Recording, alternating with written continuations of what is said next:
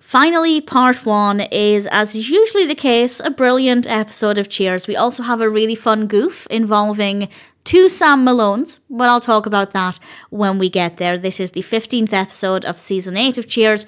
It is, of course, directed by the wonderful James Burrows.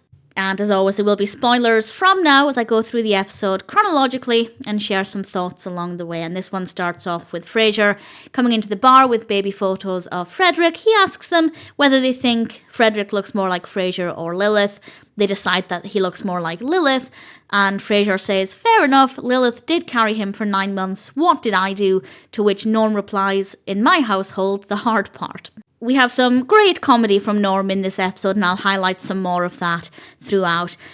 The next scene, a blonde woman comes into the bar and Sam is very excited and he calls to cancel another date, but then he gets turned down by the blonde woman. We learn that she's called Laura, she's played by Gail O'Grady, and Sam then calls Michelle back to make that date again, since he did not a very nice thing. I don't like this side of Sam. It's very much early seasons 1 to maybe seasons 3 Sam, and obviously after the events of season 5, he kind of starts to dip back into earlier Sam, and I don't love this part of his personality, but at least it feels realistic. He hasn't just completely changed as a person post Diane, but I still don't enjoy seeing this side of Sam. Then Rebecca comes in, and she is also very excited. We do have some really brilliant Rebecca moments in this episode, and she's excited because Robin Colcord is back in town, and she says to the gang at Cheers, would you like to know where we are going and you are not? To which Norm responds, my house. Norm had a lot of great one-liners in this one, and we find out that Robin is taking her to Carl Yastrzemski's testimonial dinner, and there will be a lot of Red Sox players there. Sam wants to go, decides he's just going to turn up, and then he finds out it's $1,000 a plate, so maybe not. And then Robin calls the bar, and I feel like where the phone call went is probably not something anybody would be able to guess. I feel like it would be fair to guess that Robin's about to cancel on Rebecca, as he does that many, many times. But what he does might even be a little bit worse for Rebecca, because he's actually phoning to speak to Sam, because Colcord wants to speak with Yastrzemski at this event, but he doesn't know much about baseball, so he's inviting Sam to the dinner so that he can kind of translate the baseball lingo for him. And obviously that's not what Rebecca wants to hear, so she's not very happy now. However, things turn back around for Sam. Not only is he going to this dinner with Colcord, but he's also now potentially going to take Laura, the blonde woman who walked into the bar earlier, because she would quite like to meet Robin Colcord. She's not fully believing that Sam knows him, but she figures, why not? Let's give it a go. Sam has once again called off his date with Michelle. It's not a good look for Sam, and she's on the phone with Woody, and he invites her to her birthday party. Apparently, well, Woody says that he's 6 foot. Apparently, Harrelson's a little bit shorter than 6 foot, according to Google. And it was a nice moment. It was a nice moment with Woody, as we don't get a tremendous amount of Woody in this episode. We then cut to some time later, and Laura leaves because Colcord hasn't shown up. She's clearly thinking Sam was just full of it, which, fair enough, if you're waiting around an hour and a half for somebody to show up and you're not even really convinced that this person knows Colcord, I can understand why she'd just leave and be fed up at that point. Rebecca is obviously very annoyed as well. As she points out, Colcord leaves her for months at a time, and now he turns up late. And just as she said that, in walks Colcord, and the first thing he says, chop chop. Absolutely disgusting. He makes my skin crawl. A very well written character, and Roger Rees gives a great performance every time, but I really hate this character, and I hate how much he messes Rebecca around. And Rebecca, quite rightly, didn't just fall at his feet and go with him. She stood up for herself and said that this isn't right, and I rather liked that moment, but she does go with him, of course. And Colcord tells Sam to go in the limo with him, and Sam said that he'll take a cab, which was a nice thing for Sam to do, because he obviously doesn't want to be the third wheel with Rebecca and Colcord. Maybe partly selfish reasons, because he doesn't want to feel awkward, but at the same time I think he did realise that this meant a lot to Rebecca. But then Colcord basically bribes him and gives him money to go in the limo so they can talk baseball. So it was definitely very awkward. And then Robin and Colcord in the limo get into a bit of a fight. I didn't like how this scene was filmed. The camera angles a little bit awkward. I don't know if they were trying to keep quite a distance between us as the viewer and then Robin and Rebecca. There was a good moment where the camera angle was really effective because we're kind of, I don't know how to really describe this, but we're kind of down in the bottom right corner. Rebecca's at the left, Robin's in the middle, and Sam's to the right. But Sam moves forward at one point to pour them both a drink. So we can see Rebecca and Robin in the background. And it is kind of framing it to say, here's Sam in the foreground, they're doing their own thing in the background. And there is a distance between them and us as a viewer, so we're not fully involved, kind of feeling the way Sam would feel. We're in the foreground with Sam. So I kind of, if that's their reasoning, I can understand it, but it just didn't look good. It just didn't feel very enjoyable. But maybe that's purely me. Maybe other people like the camera angle. But nevertheless, the scene was still pretty decent. And then, I was not liking Colcord, but then I kind of had to not like Rebecca on top of that because it turns out they made up very, very quickly. They're about to get very busy on their own. So they actually kick Sam out of the limo next to a railroad track. And I thought, okay, I don't like Colcord because he's the one in charge of the limo. But then Rebecca kind of boots him out as well. So if I dislike Colcord for that action, I kind of have to dislike Rebecca for it as well. And poor Sam is stranded by a railroad, which is absolutely terrifying. But it is a different location for Cheers. We don't normally spend time next to trains, so I kind of liked it, but I didn't like it for Sam, of course. And then we cut to the following morning. Sam comes into the bar, and this is where we have a delightful goof that I really thoroughly enjoyed. I don't know if I would have picked up on this because it was listed on IMDb as a goof, and I feel like I probably wouldn't have noticed because technically they could argue it isn't Sam.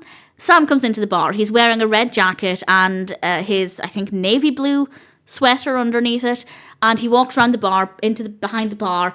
And then the camera points to Cliff, or we cut to Cliff, who says something to Sam. But as he says something, Sam Malone walks into the bar. We can see the front door behind Cliff, and in walks, somebody. We don't see their face. We only see them neck down, but they are wearing Sam's jacket and sweater. And my first thought was, why would they be filming Cliff speaking to Sam if Sam was also walking into the bar at the same time? But then I realised Cliff's lips aren't moving. So there was obviously an issue with the footage of Cliff speaking to Sam. So they just had to use a shot of Cliff and hope we didn't notice his lips weren't moving. And also hoping we don't notice that Sam also walks into the bar at the same time behind Cliff, as Cliff is speaking to Sam, who is currently behind the bar. I love it. I thought it was fabulous. As I said, I doubt I would have picked up on it had it not been mentioned on IMDb. I didn't even realise Cliff's lips weren't moving.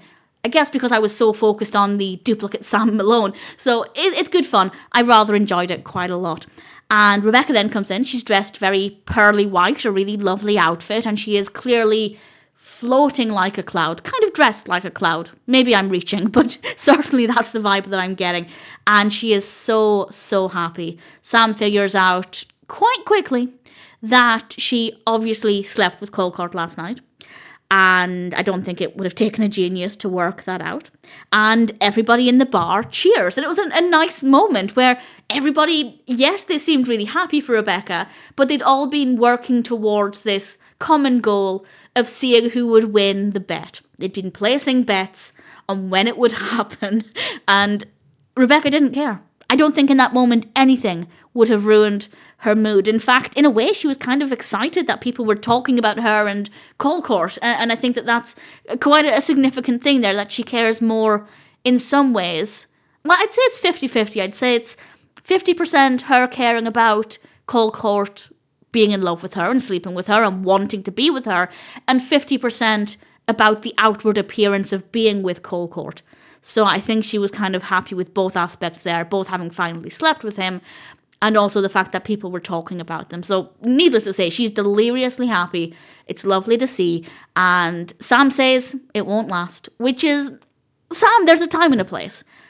Yes, I agree with him at this point. I think it's very clear that Colcord is not a good person. And I think Sam is right to believe that. But there's a time and a place to say that kind of thing, and this really wasn't that time. Somebody then comes in with a note for Robin, and I do think it's fair to believe that in that moment, Colcord was going to break up with her because of what Sam had said, kind of setting us up for that. But actually, it's not the case. And I didn't know who it was who'd walked into the bar. If you recognise this person, then you would know immediately that that's probably not what's happening. But what actually happened is, well, somebody walks in and they start singing a Righteous Brothers song for Rebecca. We know that there is a particular song that makes her weak at the knees. And it turns out the singer was Bill Medley of the Righteous Brothers, which is pretty cool. As I said, I didn't recognise him. I wouldn't have known that without being told that. But that is pretty awesome. And it was a nice moment that made me feel like maybe there is good in Colcord, because that's a really sweet thing to do. And I'd say it's maybe not that selfish, because he kind of, in a way, got what he wanted from Rebecca the night before. And now he's thanking her, I guess. It was a really, really sweet moment, and I feel one of the least selfish things we've seen Colcord do, which I know is not saying much because most of his actions are selfish, but it shows that Colcord's unpredictable at the very least. And sometime later, Rebecca comes back into the bar and Robin has finally said, "I love you."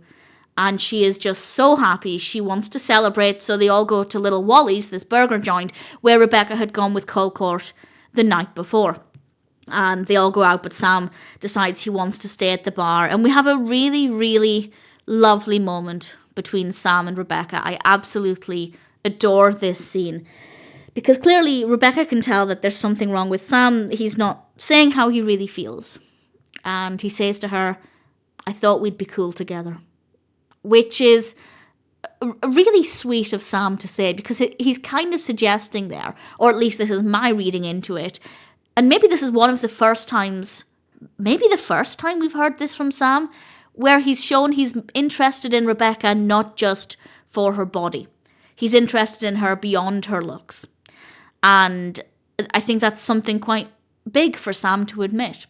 And he hasn't had that since Diane. So I think it was quite a very moving moment. And especially since earlier on in the episode, we had really sleazy, unacceptable Sam hitting on Laura while cancelling his date to Michelle repeatedly. So to have those two sides of Sam contrasting in the same episode, I think is really, really fascinating. And then on top of that, we have multiple sides of Colcord as well. And the character writing is just fabulous. And it makes things for the viewers so unpredictable. And this scene ends with maybe a lot of awkwardness between Sam and Rebecca. But Sam also says to her, "I'm very happy for you." And I genuinely think that Sam meant that as Rebecca's friend.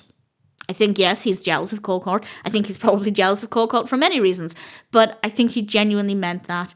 And he picks it back up again, picks the mood up a little bit again by saying to her, "Will you go to bed with me?" Obviously, he's joking. That being said, if she said yes, he would carry on with that. But Rebecca told him to stop. This is as they're leaving the bar. Rebecca tells him to stop. And Sam says, "I'm sorry, it's in my jeans." And Rebecca responds, "And that's where it's going to stay." And somebody in the audience found that hysterically funny. Somebody laughing in the audience had a lot of fun with that one, which is it's infectious. One of my favorite things about shows being filmed in front of a live studio audience is that you can kind of enjoy the audience reaction as well as the comedy itself. Not to say that sitcoms need a live studio audience, but that is certainly something that works very well here. And clearly somebody in the audience was having a great time with that. And it's just Woody and Carla in the bar. And Woody wants to eat his Wally's burger from behind the bar. And Woody thinks that they'd forgotten the bun and the burger and the sauce, i.e. they'd forgotten the burger. But it turns out Carla had stolen it. And then we cut to the final scene. And it's a nice scene. And I hate it at the same time. And this is going to explain why this is part one. They're all outside Little Wally's. They've had a nice night. They're all dressed in their coats and their scarves. It's always nice to see the characters wearing something a little bit different. Obviously, when they're in the bar, they don't usually stay in their coats, their outdoor clothing for too long. It's nice to see them as a friendship group, and they're having a really nice time. And Rebecca seems genuinely happy. We've often seen her very giddy at the fact that she's dating somebody very rich. She gets very excited when he sends her expensive gifts. She loves to be seen with him in public. But here we get the impression that actually it is deeper than that. Earlier on in the episode, Carla had called her a gold digger. And it does, for the most part, seem like that's Rebecca's relationship with Colcord. However, here we see Rebecca, in my opinion, genuinely being in love, genuinely feeling very happy. And I think she cares about him more than just for his money. Hypothetically, if he were to lose all of his money, I think she would stay with him. I think that's the stage where she's at. I think we're past the whole Rebecca needs to be with somebody who's wealthy. I genuinely think she's in love, and I genuinely think she's very happy. And this makes what happens next all the more challenging. She has had an amazing episode. She slept with Colcord. People are talking about her. He said, I love you. He sent her a righteous brother. And then when she goes back into Little Wally's to clean a grease stain off of her blouse, Sam is standing outside, a limousine pulls up, and out tumbles Colcord with another woman. And it breaks my heart. Because as much as I hate Colcord, again, brilliantly written, great performance, but as a character, he's not quite Nick Tortelli sleazebag, but he's certainly a very questionable individual. And I don't want him to be with Rebecca. I don't think she deserves somebody that evil. Maybe evil's a strong word. No, I think it's evil to play with somebody's emotions like that, the way he has been. So maybe it's not that strong a word. But at the same time, if Rebecca's happy, I don't want that to go away. And now Sam is in a difficult situation because he's just seen Colcord clearly on a date. He even told this woman he takes lots of people to Little Wally's. So Sam now has to work out what to do with this information. And, well, that's why we have a second part to this, and I'll say no more, of course. But it's a brilliant episode.